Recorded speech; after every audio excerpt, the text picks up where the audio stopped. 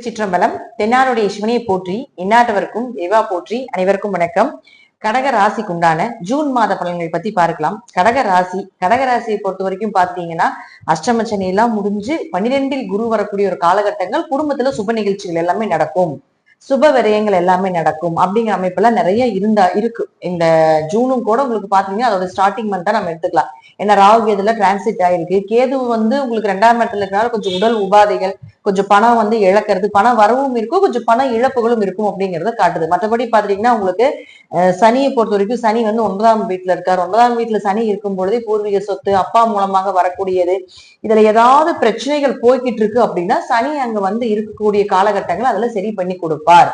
சனி இருக்கக்கூடிய இடத்துல இருக்கக்கூடிய பிரச்சனைகளை ரெடி பண்ணி தான் கொடுப்பாரே தவிர அவர் எந்த இதுலயும் நமக்கு கெடுதலை செய்ய மாட்டார் அப்படிங்கிறத நம்ம எடுத்துக்கணும். அப்படி பார்க்கும் பொழுது பாருங்க, உங்களுக்கு சூரியன் தான் பணத்தை கொடுப்பார். சூரியன் எங்க இருக்காரு அப்படின்னா லாபஸ்தானத்துல 15ஆம் தேதி வரைக்கும் இருக்கார். அப்ப லாபஸ்தானத்துல 15ஆம் தேதி வரைக்கும் இருக்கிற வரைக்கும் ஏதாவது ஒரு மணி ஃப்ளோ ஆயிரும். எப்படி உங்களுக்கு பணம் வரவு, அதுல ஏதாவது ஒரு சிக்கல் இருக்கு, பணம் ரொம்ப பக்கம் கொடுத்துட்டு திரும்பி வராம இருக்கு, பொருளாதாரத்துல பிரச்சனையா இருக்கு, குடும்பத்துக்கு தேவையானது பண்ண முடியல அப்படிங்கறதெல்லாம் உங்களுக்கு அஷ்டமச்சனியில் நிறைய நடந்துட்டு இருந்தது. இப்ப அதெல்லாமே உங்களுக்கு ஓவரால ரிலீஃப் ஆயிருக்கும். இந்த 15ஆம் தேதி வரைக்கும் உங்களுக்கு பண வரவே கொடுக்கக்கூடிய ஒரு மாதமாக இந்த மாதம் இருக்கும். அடுத்தது பாருங்க, 15ஆம் தேதிக்கு மேல சூரியன் 12ஆம் வீட்டுக்கு வருகிறார். 2ஆம் அதிபதி 12க்கு வருகிறார். அப்ப 2ஆம் அதிபதி 12க்கு கொஞ்சம் விரயங்கள் உண்டு, கொஞ்சம் தேவையில்லாத விரயங்கள் உண்டு. ஏன்னா ஒரு சுப கிரகத்தோட சூரியன் சேருது. தனஸ்தானாதிபதினு சொல்லக்கூடிய சூரியன் உங்களுக்கு ஒரு சுப கிரகம். உங்க ராசிக்கு யார் அப்படின்னு பாத்தீங்கன்னா குரு பாக்கியாதிபதியோட சேருகிறார். அப்ப ரெண்டுமே ஒரு சுபத்தன்மையை பெறும்பொழுது கண்டிப்பாக சுப விரயங்கள் உண்டு, சுப செலவுகள் உண்டு. குடும்பத்துல ஏதாவது கோவில் கட்டுமான பணிக்கு உதவி செய்வது, இன்ப சுற்றுலா போயிட்டு வர்றது, குடும்ப தேவைகளை பூர்த்தி பண்றதுக்காக குடும்பத்துக்குள்ள ஏதாவது வீட்டுக்கு பொருட்கள் வாங்கி கொடுக்கறது, கணவனுக்கு வாங்கி கொடுக்கறது, மனைவிக்கு வாங்கி கொடுக்கறது, குருனா குழந்தைகளுக்கு ஏதாவது செலவு பண்றது, படிப்பு செலவுக்காக கொஞ்சம் அதிகமா செலவு பண்ணக்கூடிய ஒரு அமைப்பு இதெல்லாமே ஏற்படுத்தி கொடுப்பார்.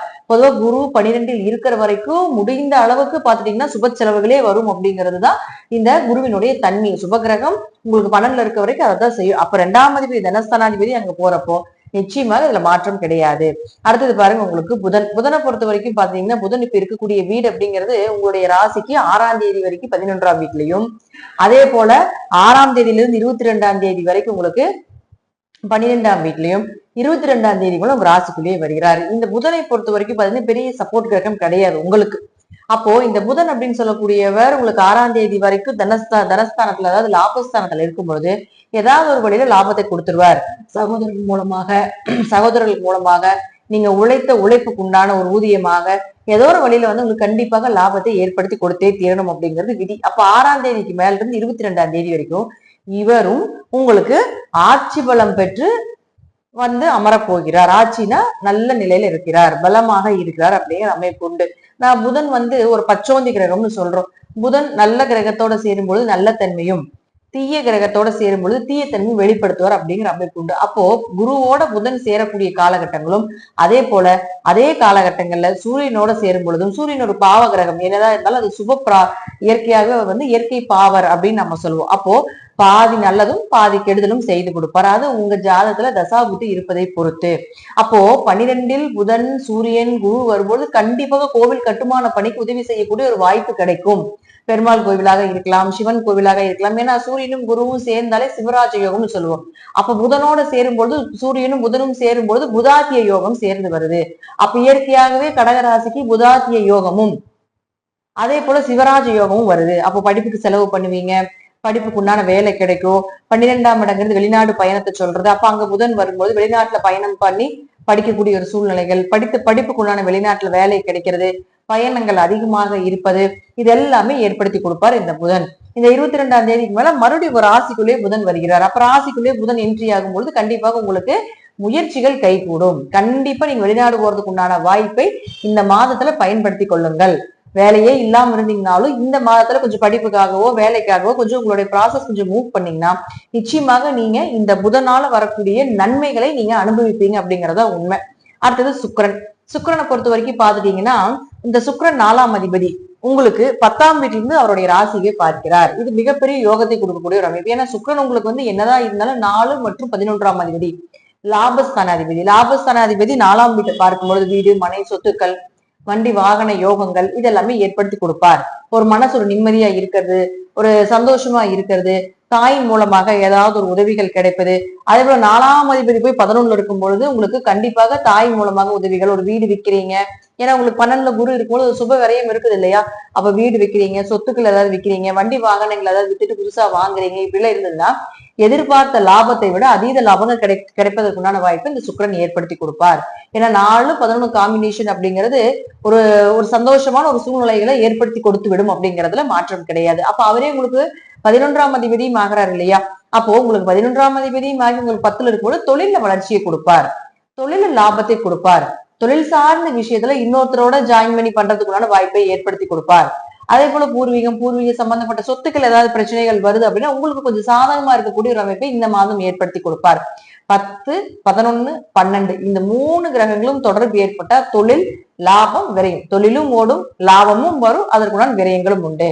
நல்ல கிரகங்களுடைய சேர்க்கையாக இருந்தால் நல்ல சுப விரயத்தை கொடுக்கும் அப்படிங்கிறது இந்த மாசம் கடகராசிக்கு உண்டான ஒரு அமைப்பு. இருப்பினும் 12ல் குரு இருந்தாலும் 2ல் கேது இருக்கும்பொழுது பணம் கொடுக்கல் வாங்கல ரொம்ப கவனமா இருங்க அப்படிங்கிறது ஒரு அமைப்பு. அடுத்தது பாருங்க செவ்வாயை பொறுத்த வரைக்கும் பாத்துட்டீங்கன்னா உங்களுடைய ராசிக்கு 5 மற்றும் 10ஆம் அதிபதி கேதுவோட 6ஆம் தேதிக்கு மேல ஜாயின் ஆகிறார்.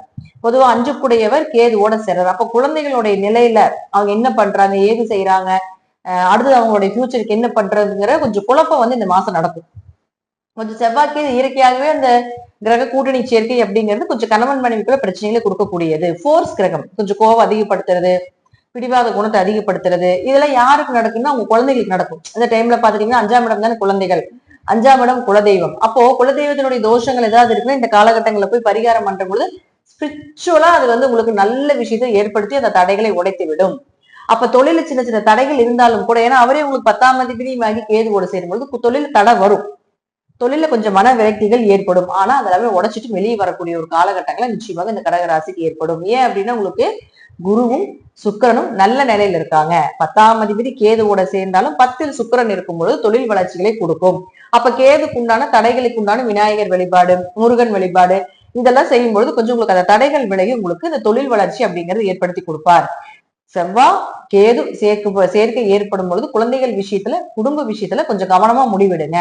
ஒரு முறைக்கு பல முறை யோசிச்சு முடிவெடுங்க. ஏன்னா இந்த பீரியட்ல பாத்தீங்கன்னா உங்களுக்கு வேலை வாய்ப்புகள், அதே போல பாத்தீங்கன்னா ஸ்கூல் விட்டு ஸ்கூல் மாத்துறது, காலேஜஸ் மாத்துறது இது எல்லாமே வரும். அப்ப இதுல மட்டும் கொஞ்சம் கவனமா இருந்து செயல்படுத்திக்கோங்க. நிறைய குழப்பங்கள் வந்துகிட்டே இருக்கும். என்ன படிக்க வைக்கலாம், அடுத்தது என்ன ஃபியூச்சர் என்ன சேர்த்து வைக்கிறது, அவங்களுக்கு இன்னும் என்ன பண்றது அப்படிங்கிறது புரியாம உங்களுக்கு ஓடிக்கிட்டே இருக்கும். அப்ப அதெல்லாம் இந்த செவ்வாய்க்கு சேர்க்கை ஏற்படக்கூடிய காலகட்டங்கள்ல கொஞ்சம் ஒரு முறைக்கு பல முறை யோசிச்சு அந்த விஷயத்தை கொஞ்சம் பொறுமையா செயல்படுத்தினீங்கன்னா நல்ல ரிசல்ட் அப்படின்னு நிச்சயமா கிடைக்கும். கடகராசியை பொறுத்த வரைக்கும் இந்த மாதம் பணவரவு, விரயம், சந்தோஷங்கள், சுப செலவுகள் இது எல்லாமே ஈக்குவலா இருக்கு அப்படிங்கிற அமைப்பு கொண்டு தைரியமாக உங்களுடைய வேலையை நீங்க செய்யலாம். இதெல்லாம் தசாபுத்தியில ஜாதக ரீதியாக சிறிது மாறுபடலாம். நன்றி. மீண்டும் ஒரு நல்ல பதிவுல சந்திக்கலாம். திருச்சிற்றம்பலம், தில்லையம்பலம், ஸ்ரீ நரசிம்மர் திருவடிகளே சரணம். கடவுள் அருள் டிவியை பார்த்தமைக்கு நன்றிகள். மேலும் இது போன்ற தகவல்களை தெரிந்து கொள்ள கடவுள் அருள் டிவியை சப்ஸ்கிரைப் செய்யுங்கள். மறக்காமல் பெல் ஐக்கானை கிளிக் செய்யுங்கள்.